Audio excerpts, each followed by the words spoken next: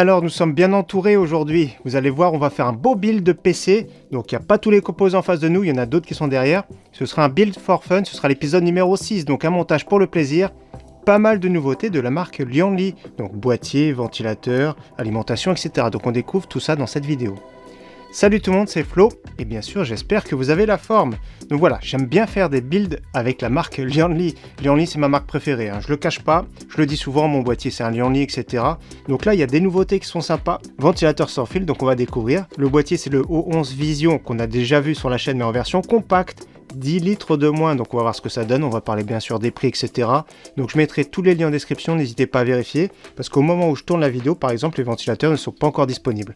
Le boîtier, oui, en précommande, mais pas les ventilateurs. Après le water cooling, on l'avait déjà vu sur la chaîne, mais j'avais envie de l'inclure dans ce build. L'alimentation, ça va être une découverte, et donc je me fais de la place et je vous présente par exemple ce qu'il y a derrière moi. Donc bien sûr, il faudra commencer par mettre une carte mère dans ce PC, une carte mère avec des connecteurs inversés de chez Aorus. Donc c'est la première fois sur la chaîne, et d'ailleurs c'était un des précurseurs Aorus avec la gamme Steels. Donc B650E Aorus Steels en version Ice. Donc on va la découvrir parce que la nouveauté de ce boîtier, le O11 compact, c'est qu'il a les connecteurs inversés. Donc c'est top. Donc j'ai voulu mettre celle-ci, bien sûr, regardez, c'est du Ryzen, Ryzen AM5. Donc on va voir ce que ça donne. Il y a le Wi-Fi avec antenne, il y a les connecteurs pour faciliter le branchement en blanc, les câbles SATA en blanc, donc il y a du full white. Alors découvrons cette carte mère ici. Regardez déjà la plaque arrière. C'est beau, je ne sais pas ce que vous en pensez, mais c'est beau. Plaque arrière, regardez tous les connecteurs, c'est ça. C'est caché, c'est ça qui fait plaisir. Moi, c'est ce que j'aime bien sur cette gamme de cartes mères, les nouveautés. Il y a même de l'HDMI ici. Bien sûr, c'est pour alimenter en courant la carte mère ici. Pour le processeur, il y a une fois 8 broches uniquement. Je suis un peu surpris. Bon, après, c'est vrai que les Ryzen ne sont pas réputés pour chauffer beaucoup. Donc en soi, ça suffit, c'est pas fait pour un gros overclocking. Connecteur CPU fan optionnel, etc. Les câbles SATA, l'USB 3.2, le front panel. Bouton reset ici à l'arrière. Bon, il est caché, je sais pas à quoi il sert. Mais voilà. Et donc, côté pile, voilà à quoi il ressemble. Magnifique. Magnifique. Il y a même un petit bouton ici pour la carte graphique. Ça, c'est bien. Ça, c'est bien. Parce que ouais, c'est pas toujours le cas. Des fois, c'est assez compliqué. Notamment, je pense aux cartes mères NZXT. Les anciennes, c'était comme ça. Autrement, ouais, ça passe bien au niveau du look. C'est hyper sobre. Je pense que ça va être vraiment très bien pour ce build. Donc, moi, j'aime bien. Regardez tout le tour. Voilà, il n'y a rien d'apparent. C'est vraiment classe. Le petit SSD. Normalement, c'est juste une goupille. Je vais poser la carte mère délicatement. Donc, le SSD, ouais, c'est une petite goupille. Ah, sympa. C'est très simple pour installer son petit SSD avec des petits ressorts. Génération 5 bien sûr, un petit logo derrière. Donc elle est vraiment sympa. Donc ça fait pas blanc, on va dire c'est plus ouais, un peu grisé. Ensuite au niveau de la RAM, ce que je vais mettre, ce qu'on avait vu récemment, ce sont les Cleve Kras 5 RGB. Donc DDR5 6000 CL30. Donc pas mal, je vais tout de suite les installer, je vais vous montrer ce que ça donne au niveau du look. Voilà. Bah, ça se marie très bien, il n'y a pas de souci, ça passe super bien. En plus de ça, elles sont jolies, il ne faudra pas que j'oublie de retirer bien sûr toutes les protections. Et donc le processeur, c'est un processeur que j'avais acheté sur le site AliExpress. Je vous montre le petit Ryzen 7 7700, processeur 8 coeurs 16 threads. Il n'est pas très cher, je l'avais acheté dans les 170 € il me semble. Donc pas très cher, c'est un processeur assez polyvalent en soi. Donc on va voir ce que ça donne, on va voir s'il est performant. J'aimerais bien d'ailleurs faire un comparatif prochainement avec ce processeur. Donc je vais le mettre en place de suite. On déverrouille. Donc regardez, il n'y a pas de souci. Il est tout neuf. On pourrait croire des fois que c'est de l'occasion, mais il n'y a pas de souci. Donc pour le mettre, droit devant comme ça, tout simplement. On évite d'avoir la tremblote. Alors moi personnellement, je retire déjà le capot. Il y en a certains qui l'enlèvent après coup. Je retire le petit capot. Voilà. Notre processeur est en place. La DDR5 est en place et je vais mettre mon petit SSD après. C'est un SSD classique où il y a Windows, etc. Windows 11. Donc je le mettrai après.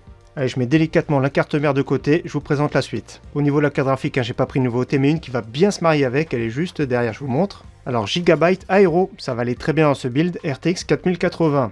Donc c'est vraiment du gros volume. Vous avez vu un petit peu grisé.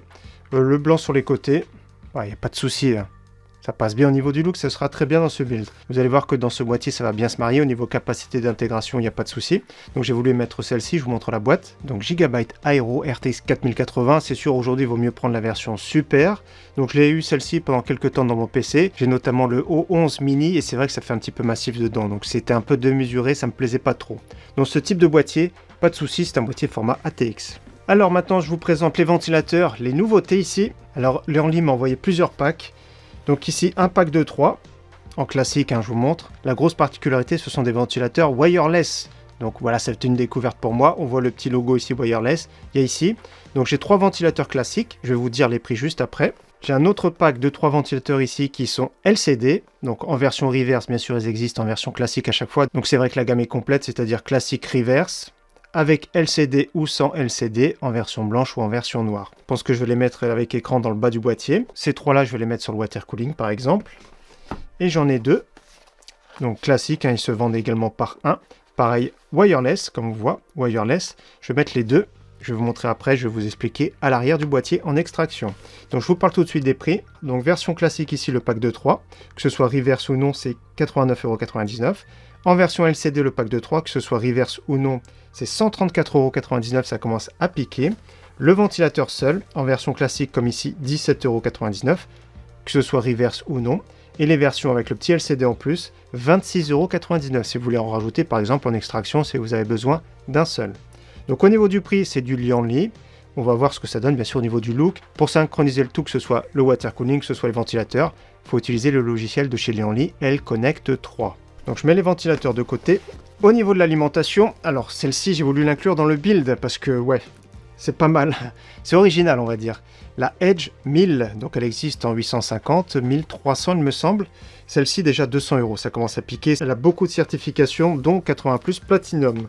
Donc c'est une alimentation qui est plus destinée à des boîtiers type aquarium parce qu'elle est assez longue, c'est ça le problème. La grosse particularité bien sûr comme vous voyez c'est d'avoir les connecteurs qui sont faciles d'accès et un petit hub ici pour l'USB parce que parfois il y a plusieurs boîtiers notamment de chez Leonly. Si vous avez les streamers, vous savez les petits connecteurs d'alimentation éclairés, si vous avez plusieurs boîtiers. Donc ça peut permettre de les synchroniser directement dessus. J'aurais bien voulu directement avoir le SATA accessible, brancher le boîtier directement en SATA dessus, ça aurait été vraiment le top. Donc je vais la déballer, mais vous avez eu hein, toutes les certifications dont PCI Express 5.1 avec le tout dernier connecteur 12V x 6. Donc c'est vrai que cette partie-là est relativement compacte, hein. Je vais mesurer d'ailleurs les ventilateurs. Voilà, c'est un ventilateur de 12 cm, donc cette partie-là est très compacte. Donc là, Edge 1000 pour une RTX 4090 notamment, peut-être les 5090. Il n'y a qu'un seul connecteur 12 volts ici. 12 volts high power, il n'y a qu'un seul connecteur, donc il y a des rumeurs pour dire que certaines 5090 auraient 2 connecteurs, il y a peu d'alimentations qui ont 2 connecteurs. Donc à vérifier, un connecteur maximum, comme ici, 600 watts déjà. Donc ouais, vous avez vu hein, le petit hub ici. Au niveau du look, de la finition, c'est pas mal. De toute façon, j'avais vu des retours. Le petit logo Leonly. Edge 1000, donc version 1000 watts, existe en 850 watts, mais vu la différence de prix, prenez plutôt 1000 watts tant qu'à faire si vous avez le budget. Donc 996 watts sous le 12 volts, ça commence à causer à 83 ampères. On va regarder le câblage rapidement. C'est une des qualités justement de cette alimentation, le câblage. Bah, déjà c'est bizarre, un petit équerre ici, vous avez vu. Petit cercle-câble avec les vis. Oh, c'est joli ça. Bon, on comprend pourquoi on a dépensé 200 € maintenant. C'était pour la pochette. Voilà les câblages. Tressé individuellement, le petit pain, donc je vais ouvrir. Regardez notamment un connecteur PCI Express, comme ici. Donc il a la petite attache. Et regardez ce qui est bien, le câble de qualité. C'est vrai que certaines alimentations Corsair le font aussi, mais il y a déjà les pains qui sont inclus. Regardez pour avoir un beau cable management, ça c'est top. Donc ça peut se comprendre au niveau du prix, c'est une alimentation haut de gamme. Donc voilà, tous les peignes individuellement, c'est beaucoup plus joli. Là par exemple, hein, nous avons une carte mère avec les connecteurs inversés, donc on verra que le câble de la carte graphique. PCI Express, regardez, j'en ai 4. Câble d'alimentation de la carte mère avec les peignes fournis également. Câble CPU 1x8, c'est ce qu'il nous faudra 1x8, mais je pense qu'il y en a un deuxième. Le deuxième est ici, CPU hein, qui se dédouble, hein, ça peut être 1x4 ou 1x4. Plus 1x8 ou 2x8. Le petit connecteur qui nous intéresse, qui fournit 600 watts, le 12 volts. Regardez, pareil, hein. Il y a du bleu. Pourquoi il y a du bleu? Parce que si on voit du bleu, c'est que c'est mal clipsé. Et mais ici, c'est du jaune. Leonly, c'est du bleu. Le code couleur. Et donc, pareil, hein, on verra le côté joli. Donc, il y a les peignes. C'est top hein, pour la qualité. Ce sera le seul câble visible. Donc, tant qu'à faire, il est joli. Donc, je regarde les câbles. Ah, ça, c'est dommage. Je sais pas pourquoi ils font ça des fois, ça c'est vraiment dommage. C'est caché grâce à notre carte mère et voilà, c'est pas très joli en soi. Pareil, c'est l'USB hein, pour des hubs. Ah, c'est pas mal ça, regardez le SATA. Si on veut brancher des disques durs en chaîne. Et il y a encore du Molex. Ça peut servir dans certaines situations. Donc pareil, je vais la mettre de côté. On va continuer la suite. Alors la suite, hein, on l'avait vu récemment. C'est le water cooling de chez Lianli, bien sûr. Le HydroShift LCD 350R. Alors HydroShift, pourquoi HydroShift? Regardez, les connecteurs peuvent être cachés, c'est vraiment top. Moi, c'est ce que j'aime bien sur ce water cooling. Et ça donne ça. Donc on peut voir juste les tuyaux ici sur le haut. Et donc je vais vous montrer après le boîtier, c'est possible sur cette version-là de mettre un water cooling sur le top. Parce qu'il y a deux caches, soit en verre trempé, soit comme ici d'origine, en métal. Je vais vous en parler après. Pareil, l'écran de qualité, contrôlable avec le logiciel L-Connect 3. Regardez, d'origine c'est original. Donc ça va être un petit peu compliqué. Donc ça c'est la position pour mettre sur le top. Pour mettre sur le côté, il faudra que j'enlève le petit cache ici en plastique. Et donc je vous remontre hein, la pompe ici, avec l'écran, l'aluminium, etc. On va redécouvrir le look tout de suite après. Maintenant, la pièce maîtresse, ça va être le boîtier. Un boîtier encore mastoc malgré qu'il porte son nom compact. Donc O11 Vision Compact. Donc je vous montre un sur le top. Par défaut, regardez, ils ont mis une façade classique en mèche pour mettre un water cooling de 360 mm. Donc ouais, pourquoi pas. Et donc sa particularité par rapport à la version classique, c'est qu'il fait 10 litres de moins, donc il est plus compact. Et bien sûr, quand j'aurai fait le build, hein, je vous montrerai la différence avec le normal et la version compacte. Donc on verra un petit peu près, un petit peu moins large, un petit peu moins haut, etc. Et donc la grosse particularité de celui-ci, c'est d'avoir la possibilité de mettre des cartes mères avec les connecteurs inversés. Donc on va démonter tout ça. Donc première vitre en verre trempé, c'est biseauté ici, donc c'est top. C'est fragile, je la mets de côté. Il y a un petit renfort sur le côté. Je pense que ça se retire ça. Donc je pivote hein, pour que vous puissiez voir. Donc il y avait une petite vis ici. Il y a une autre ici pour retirer le panneau du haut. Et voilà. Donc le panneau du haut, il peut être utile pour mettre bien sûr son water cooling de 360 mm sur le top. 240, 280, mais 360 c'est quand même mieux. Et donc je vous montre ce qu'il y a dans le bundle. Il y a la petite vitre qui va dessus. Donc déjà les petites vis classiques, le petit manuel. Et donc dans le bundle ici, il y a la vitre qui va sur le top. D'où son nom Vision, hein, pour avoir une vision vraiment presque 360 degrés. Donc plus aquarium, c'est-à-dire verre trempé sur le côté, en façade et sur le top. Je pense que ce support-là, il va s'enlever complètement. Ouais, on n'aura pas besoin de ce support-là, donc je vais le retirer. C'est assez technique, hein. Mais c'est faisable, il n'y a pas de souci. Donc si je remets la vitre en verre trempé...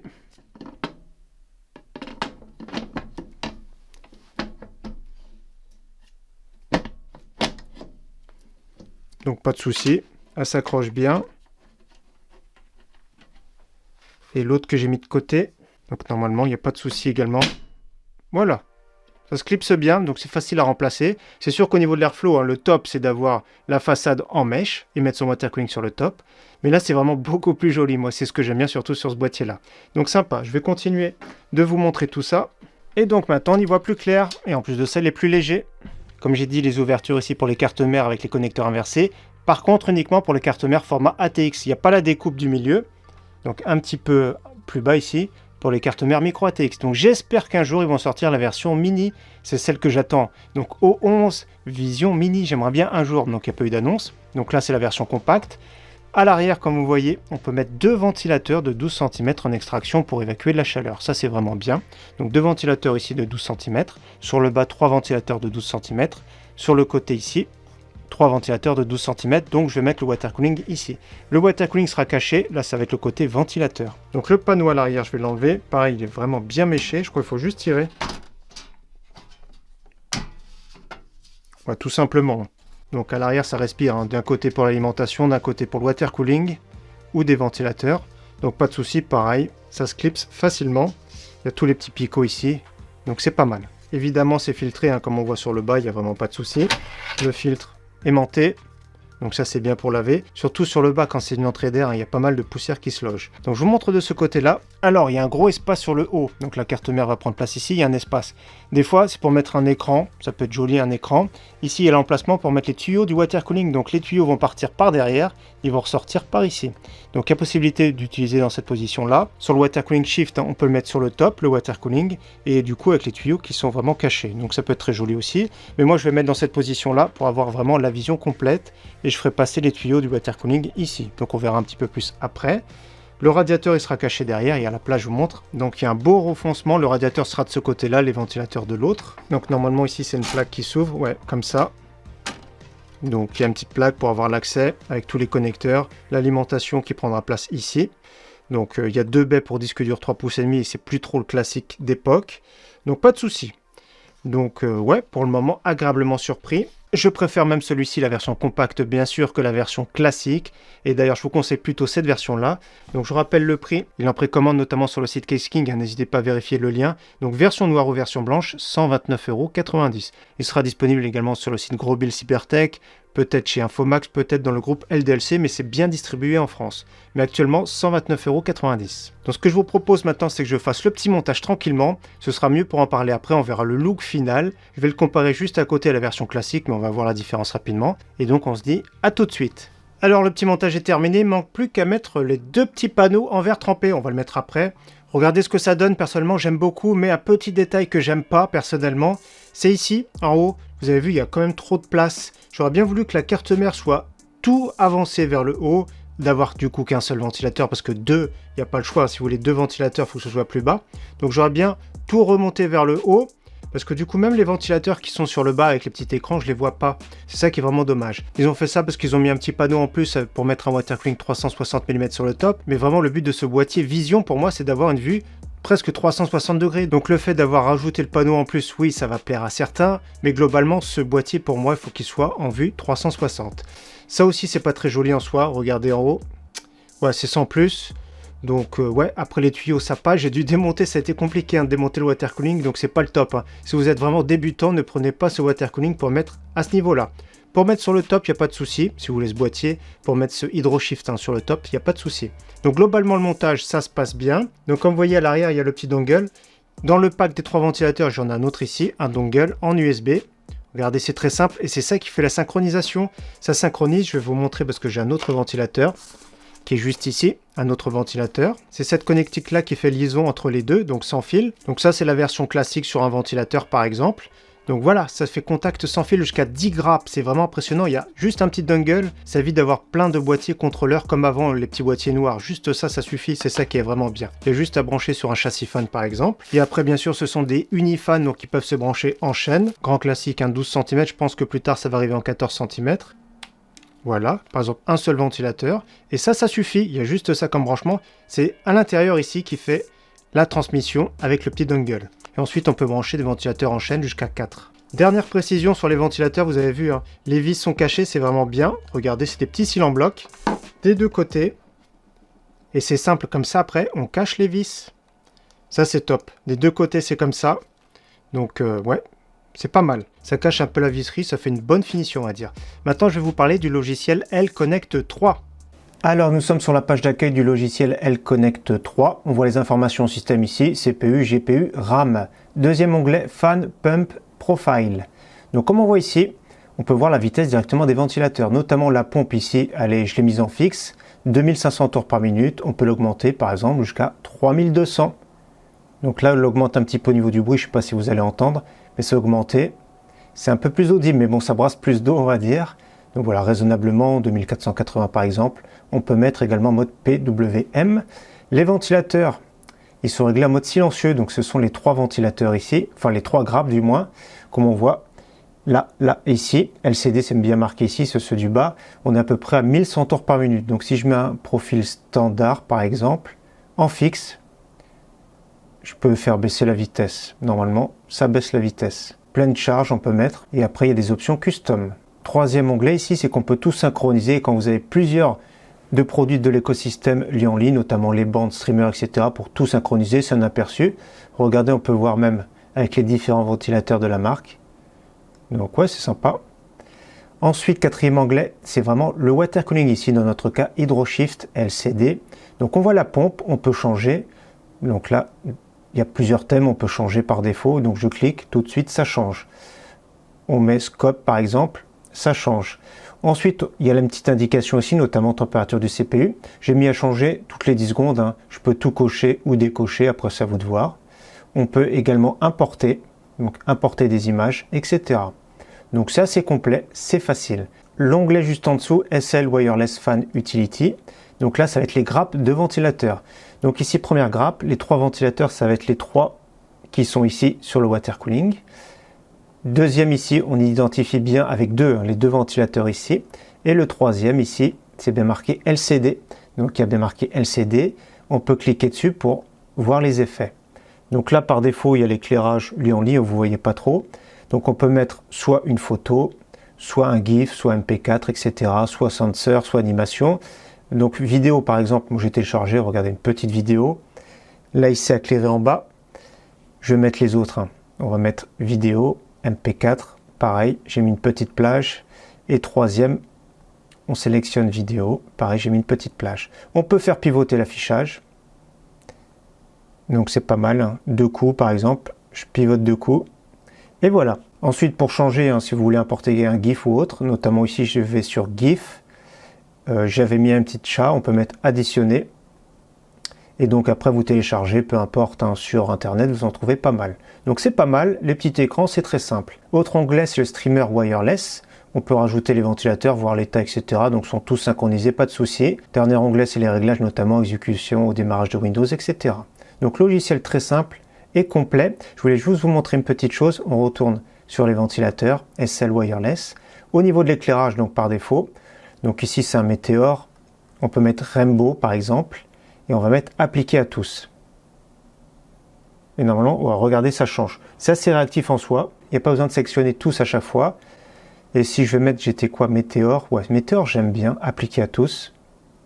Voilà, c'est sympa. Ensuite, on peut régler la vitesse du cycle, 25%, appliqué à tous.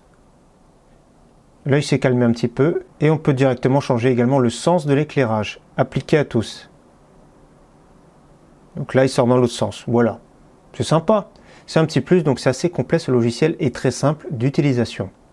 Donc ce que je vais faire maintenant, c'est que je vais éteindre le PC. On va faire le tour ensemble. De l'autre côté, on va voir un petit peu plus en détail. Donc déjà de ce côté-là, je tourne un peu. Comme j'ai dit, il n'y a pas de souci, les tuyaux passent bien, c'est sûr que ça fait un petit peu grossier. Moi j'aime bien, il y a un bon espace, c'est un peu plus compact. Donc rien de particulier de ce côté-là, comme j'ai dit, à part la carte mère, moi je l'aurais mise un peu plus haute et du coup un seul ventilateur à l'arrière. Donc justement à l'arrière, comme vous avez vu, il y a le petit USB, l'alimentation qui prend place, rien de particulier. Il y a bien le Wi-Fi sur cette carte mère, regardez, c'est vraiment joli, la plaque YoShield, il y a tout ce qu'il faut. Donc rien de spécial. De ce côté-là, comme on voit, regardez la petite trappe. Elle peut pivoter comme ça, on va dire c'est un cache-misère, c'est aimanté, c'est pas mal. Donc il y a tout ce qu'il faut, l'alimentation qui prend place ici. J'ai retiré les baies de disque dur, très simplement. Les 2 petites baies, on peut les rajouter par la suite si vous avez besoin de disque dur. Voilà, c'est juste ici, moi je préfère libérer de la place. Ici, comme on voit, il y a le radiateur de water cooling, les tuyaux qui passent là. J'ai dû bidouiller sur ce water cooling, c'est un peu particulier, mais j'aime bien celui-ci, il est vraiment bien. Ça va sortir de la chaleur par ici. Et donc, comme on voit en façade, ici, il y a le bouton power ici. Sur le bas, il y a l'audio, TRRS, donc casque et micro, l'USB-C, l'USB 3. Donc, c'est vraiment complet. Et donc, au niveau du look, personnellement, j'aime énormément cette carte mère. J'avais pas vu, regardez, les vis sont cachées. C'est juste des fois des petits trucs aimantés. Là, il y a du RGB. Donc, ouais, c'est vraiment super bien fait. Moi j'aime bien personnellement, c'est une très belle carte mère. Donc nickel, ce que je vais faire maintenant c'est que je vais finir de l'assembler et on va le comparer au O11 Vision original. Alors le petit panneau du haut, tranquillement, 2 petites vis, fait pas n'importe quoi. Voilà, on sécurise avec la vis. Et c'est en place. Sympa. Moi j'aime bien personnellement ce look vitrine de tous les côtés. C'est vraiment bien. Reste qu'à retirer les petits films. De toute façon je vous mets des petits plans tout ça. C'est vraiment sympa. Ce que je vais faire maintenant, c'est que je vais sortir le O11 Vision et je vais le mettre juste à côté. Alors voici la différence entre les deux, c'est vraiment subtil. Déjà au niveau de la hauteur, on va regarder la différence. On perd 1,8 cm, je vérifie la largeur. On est 30,4 pour l'original et 28,8 pour le compact. Au niveau de la profondeur, il est moins profond également. On perd vraiment 3 cm et demi, c'est vraiment subtil. Donc celui-ci en gros perd 10 litres, on se rend pas compte comme ça. La différence bien sûr, c'est que le nouveau, moi je vous conseille vraiment le compact parce qu'il y a la nouvelle plaque ici, celui qui va rajouter un 360 mm sur le top. Il est compatible avec les cartes mères avec les connecteurs reverse, donc ça c'est vraiment bien. Donc prenez plutôt la version compacte. Pour ceux qui ont acheté la première version, de toute façon il reste très bien, il reste vraiment super original. Celui-ci, voilà, il fait quelques petites concessions, mais il y a des bonus en plus et moi je préfère qu'il soit plus compact. Donc à voir si plus tard arrive une version mini avec les cartes mères format micro ATX water cooling 240 mm sur le côté. J'ai hâte de voir la version mini, donc j'espère qu'ils vont le sortir, Lianli. Mais voilà, de la top qualité, encore une fois, de chez Lianli. J'aime beaucoup ce boîtier, les ventilateurs, pas de soucis. Et en plus de ça, le logiciel, c'est un des meilleurs. Donc voilà pour la vidéo Build for Fun numéro 6. J'espère que cette vidéo vous aura plu encore une fois. N'hésitez pas à partager dans les commentaires. Je vous dis à très bientôt sur ma chaîne et encore merci à tous. Ciao, bye!